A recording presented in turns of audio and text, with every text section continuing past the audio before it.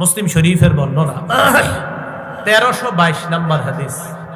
মাদ্রাসা পাঠ্যপুস্তক অনুসারে ক্বালা রাসূলুল্লাহ সাল্লাল্লাহু আলাইহি ওয়াসাল্লাম, আপনারা আমরা আমাদের নামগুলা আগামীকাল সকালেই আল্লাহর দরবারে উচ্চারিত হোক, প্রত্যেক দিন আল্লাহর কাছে আমার আপনার নাম আলোচিত হোক, এটা সবাই চাই আমরা।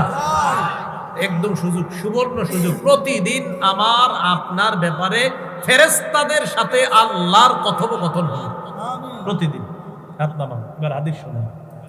قال رسول الله صلى الله عليه وسلم يتعاقبون فيكم ملائكة بالليل وملائكة بالنهار। রাসূলুল্লাহ সাল্লাল্লাহু আলাইহি সাল্লাম বলেন, তোমাদের কাছে পালা বদল করে দিনের ফেরেশতারাও আসে, রাতের ফেরেশতারা আসে।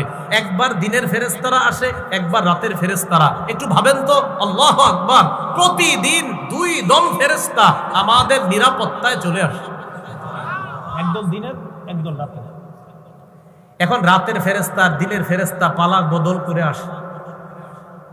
সুম্মা ইয়ারজুল্লাযীনা বাতু ফীকুম, আজকে রাতে যে ফেরেশতারা, এই যে এখনো কিন্তু ফেরেশতারা আছে, এই ফেরেশতারা যখন আগামীকাল সকালবেলা আল্লাহর কাছে যাবে, যাওয়ার পর ফায়াসআলুহুম ওয়া হুয়া আ'লামু বিহিম, আল্লাহ আমাদের ব্যাপারে ফেরেশতাদেরকে প্রশ্ন করবেন, আমাদের ব্যাপারে আল্লাহ জানেন। এরপরে আল্লাহ ফেরেশতাদেরকে বলবেন, কাইফা তারাকতুম ইবাদি,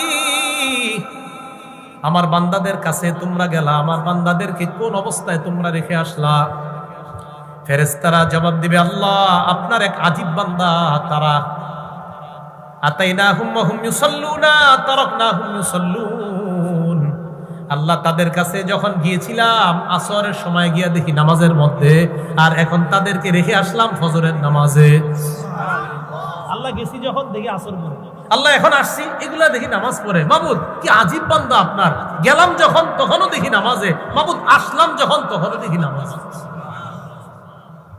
আমার আপনার কথা আল্লাহর দরবারে আলোচিত হবে। আগামীকাল ফজর পড়বেন, ঠিক আপনি ফজর পড়ার পর নিশ্চিত থাকবেন যে আপনার কথা ফেরেশতারা আল্লাহর কাছে বলছে, আল্লাহ আপনার এই বান্দাটা এনে যখন রেখে আসছি ফজর পড়তেছিল, আর যখন তার কাছে গেছি তখন আসর পড়তেছিল। তো পড়েন না, তাহলে ফজরের নামাজ দিয়ে দিন শুরু করবো ইনশাআল্লাহ। ঠিক আছে না ইনশাআল্লাহ? ফজরের নামাজ দিয়ে দিন শুরু, হাতে পায়ে ধরে বলি নামাজ ছেড়ে দিয়েন না।